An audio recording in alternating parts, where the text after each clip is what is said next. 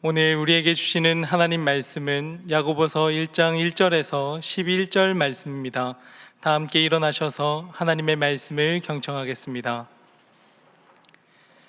하나님과 주 예수 그리스도의 종 야고보는 흩어져 있는 12지파에게 문안하노라.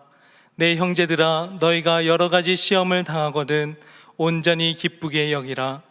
이는 너희의 믿음의 시련이 인내를 만들어내는 줄 너희가 알미라. 인내를 온전히 이루라. 이는 너희로 온전하고 구비하여 조금도 부족함이 없게 하려 함이라. 너희 중에 누구든지 지혜가 부족하거든 모든 사람에게 후히 주시고 꾸짖지 아니하시는 하나님께 구하라. 그리하면 주시리라. 오직 믿음으로 구하고 조금도 의심하지 말라. 의심하는 자는 마치 바람에 밀려 요동하는 바다 물결 같으니 이런 사람은 무엇이든지 주께 얻기를 생각하지 말라.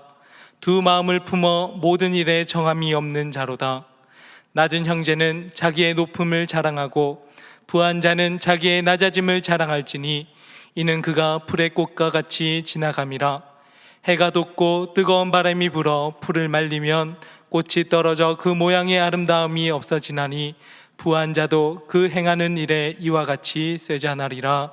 이것은 하나님의 말씀입니다. 아멘. 중학교 시절 사고로 실명하고 이어서 어머니와 누나를 잃어버려서 졸지에 고아가 되었던 고 강용우 박사님의 이야기를 여러분 잘 아실 것입니다. 우리가 이분을 존경하고 본받고 싶어하는 것은 이분이 한국인 최초 시각장애인 박사가 되어서 그런 것도 아니고, 또 한국인으로서는 연방정부 최고, 미국 연방정부 최고 공직자를 지내서도 아닙니다. 그가 그에게 다가왔던 그 시련의 절망 앞에 어떻게 일어설 수 있게 되었으며, 그 시련을 하나하나 극복해 가는 과정 속에서 사람들에게 용기와 희망을 줄 수 있었던 그의 삶을 바라보면서 우리는 그를 존경하고 그를 사랑하게 됩니다. 그는 생전에 이렇게 말했습니다. 장애는 한 사람의 인생을 바꿉니다. 하지만 장애라는 것이 인생의 걸림돌, 그야말로 장애물로만 존재하는 것이 아니라는 것을 보여주고 싶었습니다. 나에게 장애는 축복이었습니다. 나는 단순히 장애를 극복한 것이 아니라 장애를 통해서 세상을 변화시킬 수 있었습니다. 눈이 보이지 않았기 때문에 지금의 아내를 만났고, 보이지 않는 눈으로 세상을 보는 법을 책으로 쓸 수 있었고, 장애를 통해서 장애인과 비장애인이 더불어 살아가는 아름다운 세상을 만들기 위해 유엔과 백악관을 무대로 종횡무진 활동할 수 있었습니다. 우리의 인생이 살아가면서 쉬울 때가 어디 있었겠습니까? 그러나 특별히 우리에게 남다른 시련과 어려움이 올 때 우리는 그것을 견디지 못하고 힘들어하는 모습들을 많이 바라보게 됩니다. 그때에는 보통 때와 같이 그렇게 살아갈 수는 없습니다. 그 어려운 시기를 극복하고 또 살아가는 우리에게 더 많은 지혜가 필요할 때가 바로 그때라고 생각이 되어집니다.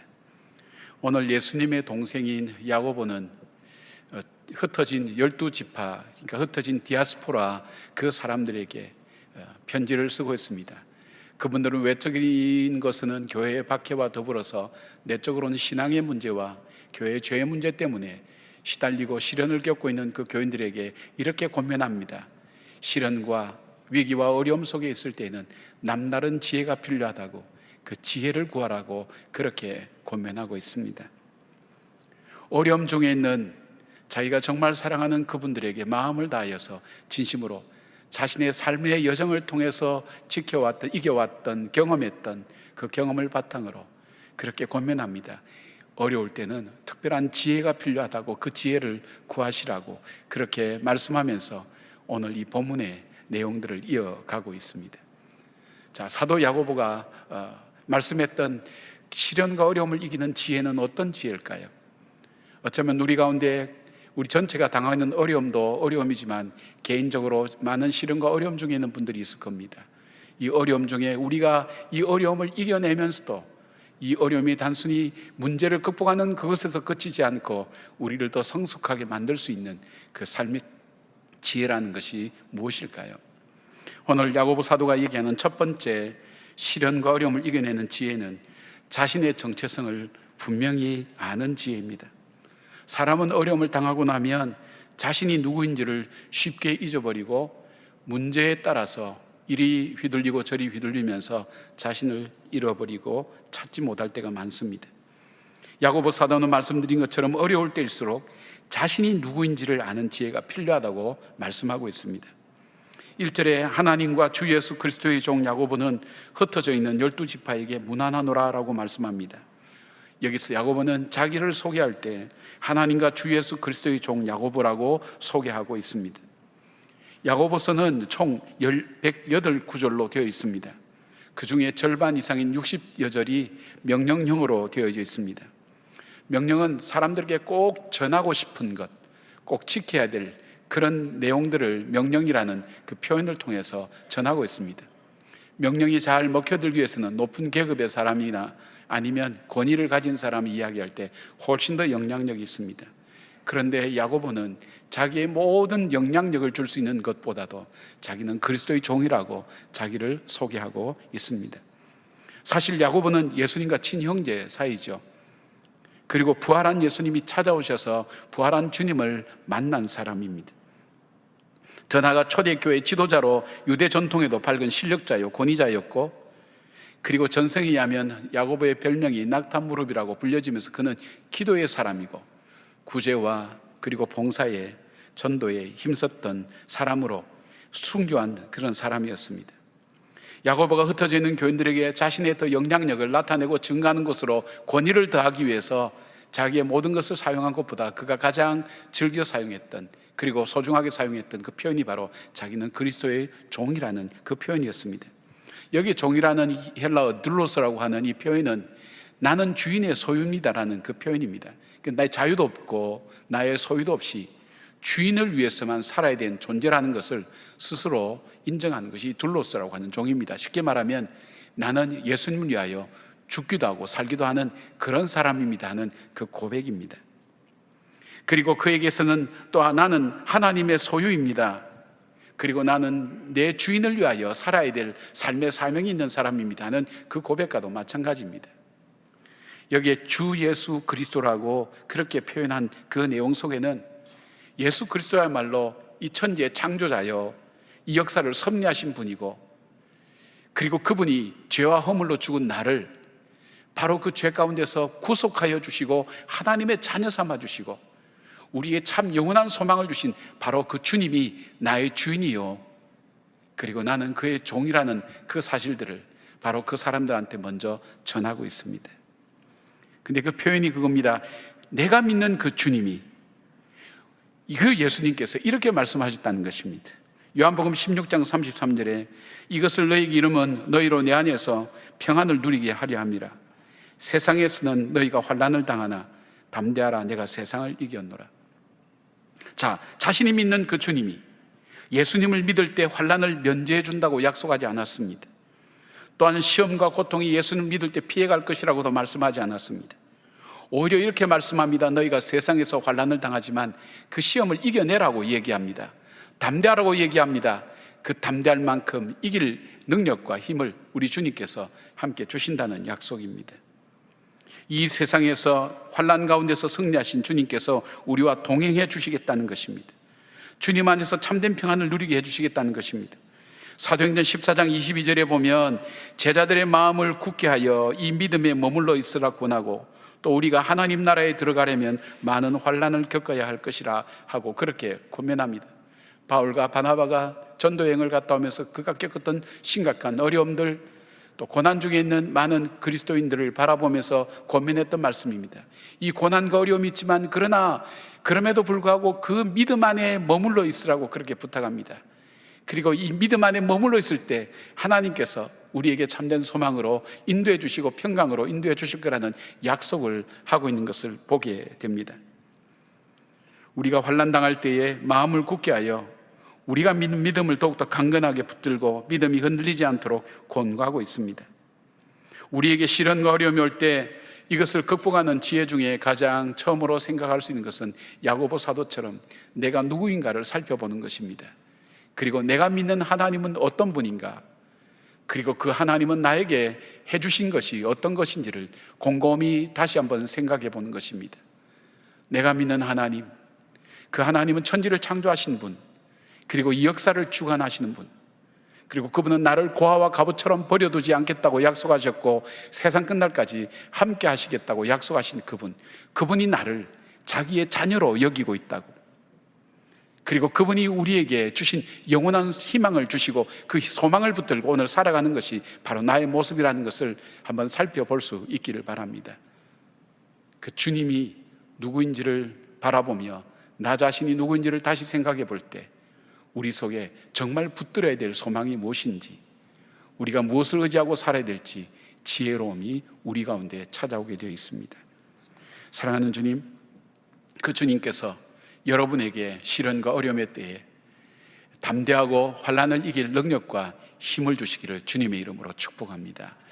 자, 시련과 고난의 때를 이겨나가는 그 지혜, 두 번째는 뭘까요? 야고보 사도는 바로 시험을 만날 때 온전히 기쁘게 여기는 지혜입니다. 2절 말씀입니다. 내 형제들아, 너희가 여러 가지 시험을 만나거든 온전히 기쁘게 여기라고 말씀합니다. 시험이 오면 그것을 감당하기도 힘든데, 할 수 있으면 시험을 피하려고 하는데 그 시험을 오히려 기쁘게 감당하라고 여기라고 그렇게 권면하고 있습니다. 어떻게 보면 좀 잔인하다는 느낌이 들 정도로 그 시련 자체가 힘든데 어떻게 그것을 기쁘게 받아들이라는 것입니까? 오늘 여기에 표현하고 있는 원어를 조금 좀 살펴보려고 합니다. 여기에 시험이라고 하는 페이라스 모이스라는 이 의미는, 이 단어는 두 가지 의미로 쓰여집니다. 하나는 우리에게 외부에서 오는 어려움으로 인해서 그 어려움을 통해서 어떤 자격을 갖추게 한다거나 실력을 갖추게 하는 그 시험을 이야기합니다. 그 다음에 또 하나 의미는 유혹이라는 의미, 이 temptation이라는 유혹이라는 의미로서 우리 안에 있는 죄성을 자극해서 우리로 하여금 어떤 자격이나 실력을 갖춘 게 아니라 우리를 파멸하기 위해서 오는 시련과 어려움이라고 얘기합니다. 근데 오늘 여기서 말하는 바로 이 시험은 어떤 자격이나 실력을 갖추기 위해서 오는 그런 것을 말합니다. 시험이 올 때 이 시험 속에 담겨져 있는 의미가 있습니다. 여기에 여기다라는 헤게사스테라는 이 단어도 두 개의 뜻을 갖고 있는데, 하나는 이끌다, 인도하다, 또 간주하다, 그렇게 생각하다라는 그런 의미를 갖고 있습니다. 여기서는 두 가지 뜻을 다 내포하고 있다고 볼 수 있습니다. 그러니까 시험은 그 자체가 유익을 주는 것으로 인도해 준다는 것입니다. 그리고 시험이라는 그 어려움 앞에 우리가 그 뒤에 숨어 있는 우리를 유익하게 하는 그것을 바라보지 못하는데 우리를 유익하게 할 그것을 바라보며 이왕에 우리가 겪을 그 시험 앞에 적극적으로 시험을 맞아들이고 그 시험에 임하라는 그런 의미가 되어 있습니다.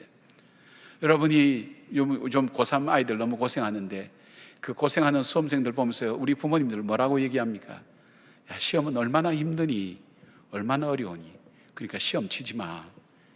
시험 치지 않는 게 얼마나 좋으니, 학교도 가지 말고 시험도 치지 마. 그렇게 힘든 시험 왜 치니? 그렇게 얘기합니까?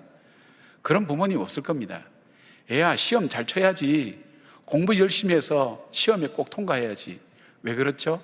이 시험은 이 아이를 성장시키고 새롭게 만드는, 그리고 성숙하게 만드는 그 과정이라는 것을 알게 됩니다. 바로 이 내용이 그런 내용입니다.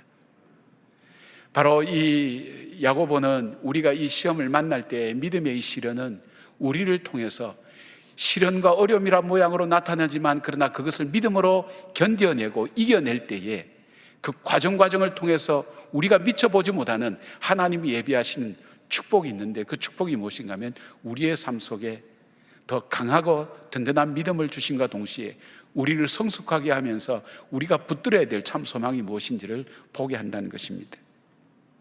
자, 오늘 이 무엇보다도 이 믿음의 시련이 주는 유익을 우리가 이야기한다면 3절의 믿음의 시련이라는 표현을 우리가 살펴볼 수 있습니다. 믿음의 시련이라는 이 단어는 도키모스라는 이 단어인데, 이 단어는 도공들이 도자기를 굽습니다. 흙을 가지고 빚어서 그리고 가마니 속에 넣었습니다. 불가마 속에 넣어서 구워서 나올 때 조금이라도 흠이 있으면 그 도자기를 다 깨뜨려 버린다고 합니다. 우리가 볼 때는 참 너무너무 아름다운데, 그 전문가의 눈에 비쳤을 때 그 도자기가 조금이라도 흠이 있으면 그 자리 미련 없이 깨뜨려 버린다는 것입니다. 그런데 도자기를 잘 구웠습니다. 정말 완벽하게 그 도자기가 나왔을 때 그때 이 도예공이 이 전문가가 그렇게 얘기한답니다. 그 도자기를 보고 이 도키모스, 합격, 이것은 정말 도자기로서 쓸 수 있는 정말 합격점, 가치가 있는 것이라고 그렇게 선언해 준다는 것입니다. 마찬가지로 시련과 어려움이 우리 인생에 다가올 때 우리는 흔들릴 수밖에 없습니다. 하나님과 하나님 뜻을 의심하게 됩니다. 신앙생활에서 때로는 멀어지기도 합니다. 이때에 우리의 거짓 믿음은 하나 둘씩 떨어져 나가기 시작합니다. 그럼과 동시에 우리 속에 작은 것이라 할지라도 참 믿음이 싹트고 자라기 시작한다는 것입니다. 여러분, 영화 배너를 보셨죠? 옛날에 보셔서 아마 기억하시기 힘들 건데, 이 유다 배너가 친한 친구 메살라가 꾸민 누명을 쓰고 노예 신분으로 로마의 전투선 배 밑창에서 노를 젓는 일을 하게 됩니다. 여기서 빠져나가는 일은 죽음밖에 없었습니다. 전투하고 죽든지 아니면 여기서 그냥 죽든지. 바로 이 유다 베너의 마음속에는 이 복수에 대한 마음이 이글거리고 있었습니다. 그리고 그 어려움을 한 걸음 한 걸음 이겨냅니다. 그런데 한 걸음 한 걸음 이겨내는 영화지만 저 근육을 한번 보십시오. 그 노를 젓는 그 근육. 그런데 그가 고통스럽다고 힘들다고 생각했던 바로 이 생활이 훗날 자기를 힘들게 했던 메살라와의 그 전차 경주에서 승리하게 만드는 체력이 되는 것을 보게 됩니다. 이 과정을 거치지 않았으면 메살라 친구에게 이길 수가 없었을 것입니다. 그러나 이 과정을 통해서 자신도 모르게 하루하루 이겨내었는데, 하루하루 열심히 살았는데, 그 하루하루가 자신도 모르게 자기의 적을 이기고 환경을 이길 수 있는 능력의 사람으로 그를 만들어준 것을 보게 됩니다. 여러분, 우리의 믿음의 시련과 의심을 겪는 가운데 그것이 우리에겐 힘들고 고통스럽지만, 그러나 그 가운데서 믿음을 지키고 몸부림치면서 하루하루 믿음으로 살아내는 가운데 우리는 그 결과 속에서 주어지는 무한한 축복이 있다는 것을 우리가 믿음의 눈으로 바라보며 그 시험과 어려움이 올 때 그걸 피하려고 도망가려고 그리고 고통스럽게 생각하는 것보다는 오히려 이 야고보 사도의 본 것처럼 기쁘게 맞이하는 그 결과를 바라보며 하나님 앞에서 아름답게 성숙하게 될 나의 모습들, 그것을 바라보며 주 앞에 기뻐하는 여러분들 되기를 바랍니다. 바울은 로마서 5장 3절부터 4절까지 이렇게 말씀합니다. 우리가 환난 중에도 즐거워하나니 이는 환난을 인내를, 인내는 연단을, 연단은 소망을 이루는 줄 알미로다 생각합니다. 여러분, 시련과 어려움은 우리를 힘들게 만듭니다. 그러나 우리가 지금 내 삶에 있어서 소중한 것은 어디에서 얻어진 것입니까? 여러분의 고난과 시련을 통해서 얻어진 것 아니겠습니까? 여러분의 믿음, 여러분의 지혜, 여러분이 갖고 있는 용기, 여러분이 가려고 하는 삶의 방향, 가만히 들여다보면 이 모든 것이 어디서부터 온 것입니까? 여러분이 견딜 수 없는 그 시련을 이겨내는 가운데 나에게 나도 모르게 내 삶 속에 찾아왔던 하나님의 선물이라면, 오늘 우리에게 찾아오는 믿음의 시련 앞에 우리가 두려워하지 않고 이것을 오히려 기쁘게 여기고 받아들일 줄 아는 지혜를 갖고 이 어려움을 이겨나갈 때, 믿음으로 살아낼 때 하나님께서는 이 고난과 시련이 지나가고 난 다음, 아니 이 시련과 고난 가운데서도 더 풍성하고 더 귀하고 복된 우리 자신들의 삶, 우리의 삶뿐 아니라 우리의 인격이 참된 소망을 붙들고 향해 나갈 수 있는 바로 그런 믿음이 될 것입니다. 여러분, 이 어려움 가운데도 예배당 예배에 나오고 시간과 장소를 구별하여 여러분이 영상으로 예배를 드릴 수 있는 이유가 어디에 있습니까? 우리에게는 이 소망이 있기 때문입니다. 세상의 헛된 소망이 아니라 우리가 정말 붙들어야 될 그 소망, 예수 그리스도를 우리가 붙들고 있기 때문에 이것이 가능한 것입니다. 다른 어떤 것보다도 이 소망이 소중한 것을 알기 때문에 우리가 이 소망을 붙들고 믿음으로 이겨나가는 것입니다. 이것이 어디서부터 왔습니까? 믿음의 연단을 통해서 우리에게 만들어진 소망이 아니겠습니까? 오늘 야고보 사도는 우리에게 그렇게 권면합니다. 이 향해 오는 이 믿음의 연단 앞에 두려워서 물러서거나 뒤로 침륜에 빠지지 않고 오히려 그것을 그 뒤에 있는 하나님이 주시는 그 은혜를 바라보며 그 축복을 바라보며 기쁘게 맞이하는 그런 담대한 마음이 저와 여러분 속에 가득하기를 주님의 이름으로 축원합니다. 세 번째, 이 시련의 때를 이기는 지혜가 무엇일까요? 그것은 바로 하나님께 간구하는 지혜라고 그렇게 말씀하고 있습니다. 시험과 시련이 올 때 우리는 이 문제를 어떻게 풀어나가야 될지 알지 못합니다. 제가 작은 경험인데요, 복잡한 이 도로에서 주차장으로 들어갔는데 주차장이 막힌 거예요. 근데 저도 운전을 꽤 오래 했는데 이 차를 어떻게 빼야 될지 모르는데 주차 안내원 오더니 이렇게 가서 뒤로 빼세요 하는데 보니까 그때서야 보이는 거예요. 저는 못 본 거예요. 그분의 안내를 받았어요. 도움을 구하니까 그분이 제게 알려주는 그걸 따라서 그 문제, 난처한 상황을 피할 수가 있었어요. 여러분, 우리가 어려움을 당하면 경직되기 때문에 우리가 그 문제를 우리가 풀려고 하지, 내가 풀지 못하는 것을 다른 사람에게 도움을 구할 생각을 별로 하지 않습니다. 내가 풀어야 된다고 생각합니다. 그러나 지혜로운 사람은 그때 정말 그 능력을 가진 그 사람에게 도움을 요청하게 되는 것입니다. 그런데 오늘 이 야고보 사도는 우리에게 그렇게 권면합니다. 너희 중에 누구든지 지혜가 부족하거든 모든 사람에게 후히 주시고 꾸짖지 아니하신 하나님께 구하라. 그리하면 주시리라. 하나님께 구하라는 것입니다. 그 지혜를. 어떤 지혜를요? 시련과 어려움을 이겨나갈 수 있는 지혜, 그리고 그것을 감당해낼 수 있는 능력, 이 모든 것이 하나님께 있다고 하나님께 구하라고 얘기합니다. 왜 하나님께 구하라고 했을까요?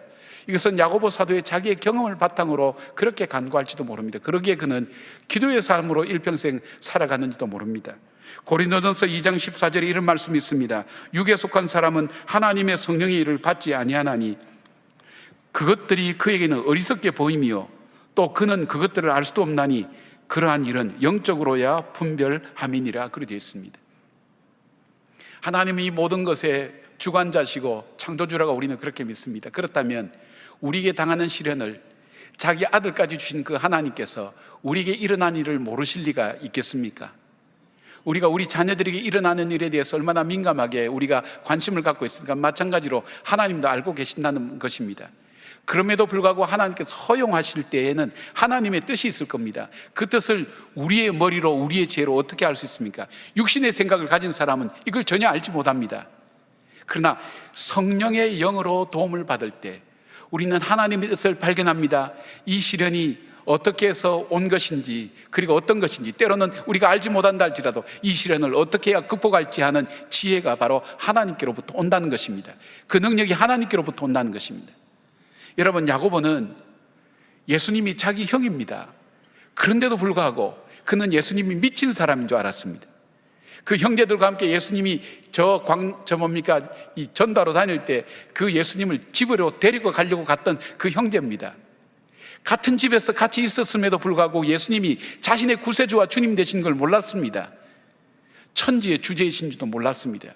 그러나 부활하신 주님이 자기를 찾아왔을 때에 비로소 그의 눈이 열려졌습니다. 영안이 열려진 거죠. 영의 눈이 떠지면서 예수님께서 자신의 구세주와 주님이라는 것을 그는 비로소 받아들이게 된 것입니다. 자기의 지난날의 어리석음, 자기 자신대로 똑똑하고 자기 자신이 잘할 수 있다고 생각했지만, 그러나 하나님의 일은 성령의 도움을 받지 않고는 알 수도 없다는 것을 그는 알았기에 어려움 앞에, 시련 앞에 그대로 당하고 있는 자기의 형제 자매들에게 하나님께 이 지혜를 구하라고, 성령께 구하라고, 하나님께서 이 문제의 원인도 알고 계시고 결과도 알고 계시고 어떻게 해야 될지 주님이 인도해 가시니까 하나님께 구하라고 그렇게 전하고 있습니다. 왜 하나님께 구하라고 그렇게 합니까? 다니엘 2장 20절 보니까 다니엘이 말하여 이르되 영원부터 영원까지 하나님의 이름을 찬송할 것은 지혜와 능력이 그에게 있음이로다. 그렇게 되어 있습니다. 지혜와 능력이 하나님께 있기 때문입니다. 그러면서 그 하나님은 어떤 분인가? 그 하나님을 소개하고 있습니다. 그 하나님은 모든 사람에게 주시기를 기뻐하신 분입니다. 여러분, 우리의 삶 속에 주시기를 기뻐하는 사람 만날 때 얼마나 마음이 풍요로운지 모릅니다. 안 주려고 마음 먹으면 어떤 수단과 방법을 써서 안 주려고 마음 먹는 사람 앞에서는 참 어렵습니다. 그러나 주려고 마음을 먹는 사람 앞에서는 얼마나 편안하게 대화할 수 있는지 모릅니다. 바로 그 하나님은 두려워하지 말고 하나님은 우리에게 주시기를 기뻐하시는 분이라는 것, 그리고 그 주님 우리에게 주시되 후히 주시는 분이란, 후히 주신다는 그 의미는 가장 좋은 것을 가장 좋은 때에 풍성하게 주시는 분이라는 것입니다. 그리고 꾸짖지 아니하신 분이, 우리가 구할 때 어리석은 것도 많이 구합니다. 부족한 것도 많이 있습니다. 때로는 우리가 이해하지 못하는 것도 많이 구하죠. 하나님은 그것을 징계하거나 비판하거나 평가하지 않으신다는 겁니다. 탕자가 돌아왔을 때 그 탕자를 맞이하고 그에게 목욕을 시키고 가락지를 키우고 옷을 새로 입히고 그 지위를 회복시켜 주신 것처럼, 환영하는 것처럼 바로 우리를 언제든지 환영하시고 우리가 간구하기를 기다리고 계신다는 것입니다. 그래서 그는 야고보서 4장 2절 3절에 이렇게 얘기합니다. 너희가 얻지 못하면 구하지 아니하며 구하여도 받지 못하면 정욕으로 썰어고 잘못 구하기 때문이라고. 야고보의 경험 속에 우리가 얻지 못하는 것은 구하지 아니하기 때문이라고. 왜 구하지 않을까요? 하나님에 대해서 잘 모르기 때문입니다. 5달란트, 2달란트, 1달란트 받았던 그 종들 보십시오. 1달란트 받았던 종이 뭡니까? 그가 왜 땅속에 파묻어 놓았습니까? 주인에게 어떤 징계를 받았습니까? 네가 내가 어떤 사람인지 잘 몰랐다는 겁니다. 바로 야고보는 하나님은 어떤 분인가, 우리에게 주시기를 기뻐하시는 분, 후히 주시는 분, 꾸짖지 아니하시는 분이라는 것을 소개하고 있습니다. 어렵고 힘들 때에 우리가 어렵고 힘든 것만 당하고 있는 것이 아니라, 어떻게 해야 될지 알지 못하고 당황해야 할 것이 아니라, 바로 우리가 하나님을 향하여 우리에게 지혜를 달라고 부르짖을 때 하나님 우리에게 지혜 주셔서 이 시련과 어려움을 어떻게 이겨나가야 될 것인가 하는 지혜를 우리에게 주시고 또 이겨나갈 능력을 주시는 분이라는 것을 우리에게 말씀하고 있습니다. 야고보 사도의 별명을 낙타무릎이라고 그렇게 별명이 지어졌습니다. 그는 기도의 사람이란 뜻입니다. 기도하며 주님께 순종하는 야고보의 삶의 모습을 잘 표현해 준 별명입니다. 낙타는 하루를 시작할 때 주인 앞에 무릎을 꿇고 주인이 얹어주는 짐을 묵묵히 지고 갑니다. 또한 하루를 마감할 때에는 그가 지고 있는 짐을 다 내리도록 주인 앞에 무릎을 꿇는다고 합니다. 그래서 볼품없이 툭 붉어진 낙타의 무릎은 바로 주인에 대한 순종과 복종의 흔적이라고 그렇게 말합니다. 또 이 낙타는 태풍이 모래바람이 불어올 때 그는 무릎을 꿇고 묵묵하게 이 바람이 지나가기를 기다린다고 합니다. 여러분, 우리 인생의 시련과 이 고통의 바람이 우리의 인생 속에 불어올 때 기도의 자리에 묵묵히 서서 믿음으로 한 걸음 한 걸음 걸어 나가게 될 때 반드시 승리하게 된다는 것을 오늘 야고보 사도는 자신의 삶을 통해 시련과 고난 중에 있는 사람에게 오늘 이 진리를 우리에게 말씀해 주고 있습니다. 디아스포라, 흩어져 있는 그 사람들뿐 아니라 오늘 이 시대를 살아가는 우리에게도 동일하게 주시는 말씀이 아닐까요? 미국에 잘 알려진 이 시 중에 거장의 손이 닿을 때라는 시가 있습니다. 그 노래가 있는데 그 노래 내용은 다음과 같습니다. 낡은 바이올린 한 대가 경매장에 나타났습니다. 근데 사람들이 3달러 이상을 주고 살려고 하지는 않습니다. 오래전 얘기니까 3달러라도 아마 가치가 있었을 겁니다. 그런데 3달러 이상을 주려고 하는 사람이 없었습니다.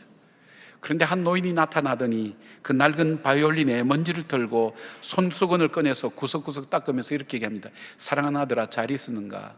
내가 40년 만에 너를 만져보는구나. 그렇게 하면서 이 바이올린을 잘 튜닝을 합니다. 이 소리를 맞춰봅니다. 그리고 난 다음 그가 어깨에 올려놓고 현을 조율하고 연주하기 시작했습니다. 경매장에 나온 수많은 사람이 웅성거리며 자기의 관심 있는 물건을 보다가 갑자기 어디선가 들려오는 아름다운 바이올린 소리를 듣고 그쪽으로 몰려들기 시작합니다. 환상과 같은 그 바이올린 연주 앞에 사람들이 흠뻑 젖었습니다. 거기에 도취되었습니다. 그 음악에 매료되었습니다. 얼마나 아름다운 음악이 자기에게 들려진지 의심할 정도였습니다. 연주가 끝난 다음 사람은 감격에 젖어 있었습니다. 그리고 그 다음 그 바이올린을 구입하기 위해서 사람들이 여기저기 나서기 시작했습니다. 무려 나와 있는 가격의 1000배인 3000달러에 이 바이올린이 팔렸다고 그렇게 합니다. 바이올린의 가격을 올린 것은 바이올린의 변화입니까? 아닙니다. 바로 이 바이올린을 만진 이 거장 때문이었습니다. 그의 손이 닿을 때에 바이올린은 엄청난 가치로 올라가게 되었습니다. 우리는 인생을 살다 보면 어쩌면 3달러짜리 경매장에 나온 바이올린과 같은 모습이 내 모습이라고 생각될 수 있습니다. 돌아보지 않아서 먼지가 쌓이고 구석구석 때가 끼어 있는 것, 그리고 아무도 3달러 이상 주고 살려고 하지 않는, 남에게 관심을 끌지 않는, 끌 수 없는, 가진 것이 아무것도 없는 참 초라한 인생처럼 우리 자신이 그렇게 보여질 수도 있습니다. 성경은 이것을 허물과지로 우리는 죽었다고, 우리는 이미 가치가 없다고, 본질상 진노의 자녀라고 그렇게 말씀합니다. 그런 우리에게 이유 없이 알 수 없이 이 거장의 손이, 하나님의 손길이 우리의 삶 속에 다가왔습니다. 우리를 만지기 시작했습니다. 우리의 연약한 부분이 강해지기 시작합니다. 우리에게 이런 확신을 가지고 삽니다. 나는 이 천지를 창조하신 하나님의 아들이라고. 그리고 진정한 참된 소망을 주시는 그 소망을 붙들고 오늘도 살아간다고. 우리는 그의 소유된 백성이요 왕같은 제사장의 족속이라고 담대하게 외치며 살아갈 수가 있습니다. 그분의 만지심 때문에 초라했던 내 삶이, 보잘것없었던 내 삶이, 꿈을 잃어버린 내 삶이 그분의 만지심과 그분의 연주 때문에 내 삶이 아름다운 음악을 만들며 사람들 속에 감동을 줄 수 있는 삶으로 바뀌어지게 된 것입니다. 오늘 야고보 사도는 자신의 삶을 돌아봅니다. 목소의 아들도 태어나 초라하게 살아갈 수밖에 없고, 그리고 아무도 돌보지 않았던 바로 그 삶 속에 바로 예수님이 찾아오셔서 자기의 삶을 만져주실 때 그의 영안이 열려지고 영의 눈이 열려지고 삶의 길이 보이기 시작하며 자기 인생을 다시 살기 시작했습니다. 그리고 그는 기도의 사람으로 하나님께서 주시는 공급함을 따라서 겸손과 성실함과 구제와 봉사로 하나님 앞에서 아름다운 인생을 살아가는 사람이 되었습니다. 전 처음에 강용우 박사님의 이야기로 설교의 문을 열었습니다. 그렇습니다. 그분의 위대함은 그가 높은 지혜에 있거나 그분이 성공해서 그것이 아니라 그것보다 더 중요한 것이 있다면 그 절망 앞에 딛고 일어설 수 있던 그 용기, 그리고 하나님을 의지하며 살았던 삶. 그는 축복을 얘기할 때 그의 모든 축복은 바로 시력을 잃어버린 장애 때문이라고 그렇게 얘기합니다. 그렇습니다. 우리는 오늘 죄인이기 때문에 주 앞에 겸손할 수가 있습니다. 그리고 이 시련과 어려움 앞에 우리는 연약하기에 주 앞에 나가서 도움을 구할 수가 있습니다. 우리를 결코 버리지 않고 우리와 함께 하시겠다는 그 주님의 약속이 오늘도 여전히 우리 앞에 있습니다. 시련과 어려움이 올 때 보통 때처럼 살아갈 수는 없을 것입니다. 제일 먼저 여러분, 문제에 휘둘리는 것보다 먼저 잠깐 멈춰서서 내가 누구인지를 먼저 질문해 보십시오. 내가 믿는 하나님은 누구며 그 하나님 나에게 어떤 분인가 하는 것을 다시 한번 정립해 보십시오. 그리고 이 믿음의 연단, 이 시련이 나로 하여금 아름다운 성숙함, 그리고 참된 붙들어야 될 그 소망을 우리에게 갖게 하시는 그 놀라운 성숙함을 우리에게 인도해 간다는 사실을 믿음의 눈으로 바라보고 기대하며 기쁘게 그 시련을 이겨내는 지혜, 더 나아가서 우리가 연약할 때에 바로 하나님 앞에 간구하고 부르짖는, 바로 주님께로 구하는 그 믿음이 우리에게 필요한 것입니다. 어려울 때를 살아가고 있습니다. 사랑하는 여러분, 하나님의 특별한 지혜가 여러분의 어려움을 이겨나가는 용기가 되고 힘이 되고, 그리고 하나님이 인도하시는 그 길을 따라가는 믿음의 사람 되기를 주의 이름으로 축원합니다. 아멘. 기도하겠습니다. 우리가 이 시간 잠깐 기도하시겠습니까? 우리 중에 시험 걱정 근심 없는 사람이 어디 있냐고 우리 찬송가에 있습니다. 그렇습니다. 시험 걱정 없이 살아가는 사람은 아무도 없을 것입니다. 특별한 고난과 시련이 다가올 때 우리는 보통 때와는 동일하게 살아갈 수는 없을 것입니다. 특별한 지혜가 필요한 것을 말씀하고 있습니다. 주님 앞에 이렇게 기도해 보지 않겠습니까? 주님, 나는 시련 앞에 약합니다. 이 시련 앞에 이 시련을 이겨낼 수 있는 용기와 지혜를 나에게 허락해 주십시오. 그렇게 주님 앞에 기도할 수도 있을 겁니다. 또 하나, 우리가 조금 더 여유가 있다면 주님의 만지심 때문에 오늘 나의 모습이 있습니다. 그리고 동일하게 오늘도 주님의 만지심을 기대하며 주 앞에 나갑니다. 주님, 내 마음을 어루만져 주시고 내 삶을 붙들어 주십시오. 내가 만났던 그 주님, 감격 속에 만났던 그 주님, 날마다 만나게 하시고 그 주님으로 인하여 새로워지는 내 삶이 되게 해주십시오. 우리 잠깐 그렇게 기도하겠습니다. 기도하십시다. 아버지 하나님, 저는 우리 성도님들에게 시련과 고난을 이길 때 용기가 되는 하나님 마음을 잘 전하고 싶은데 전 참 어눌해서 잘 전하지 못하는 죄책감이, 죄송함이 제 마음속에 있습니다. 어려움 앞에 어려움을 모르는 이야기를 늘어놓지는 않는지 하는 두려움이 제 마음속에 있습니다. 주님, 부탁드립니다. 시련과 어려움 중에 절망하고 있는 우리 성도들, 그 마음을 위로해 주시고 하나님 붙들어 주시고 하나님 주님께서 사랑하시는 그 사랑의 메시지를 그 마음속에 꼭 심어주시기를 부탁을 드립니다. 그리하여 환난과 어려움 많은 이 땅을 살아가며 낙담하지 않고 믿음으로 아름답게 만들어져가는 하나님의 사람으로 세워질 수 있도록 하나님 그렇게 해주시기를 부탁을 드립니다. 저의 허물과 죄를 용서해 주시고 약함을 가리워 주시고 부족함에도 주님께 쓰임받는 것처럼 하나님 우리 성도들 하나님께 쓰임받는 하나님의 사람으로 살아가게 하시고 사업에 어려움을 겪어도 질병으로 고통을 당해도 뒤로 물러나 침륜에 빠지지 않고 담대하게 일어서서 하나님의 자녀임을 선포하며 믿음으로 걸어가며 하나님의 도움을 구하는 믿음의 지혜자로 살아갈 수 있도록 하나님 함께하여 주시옵소서.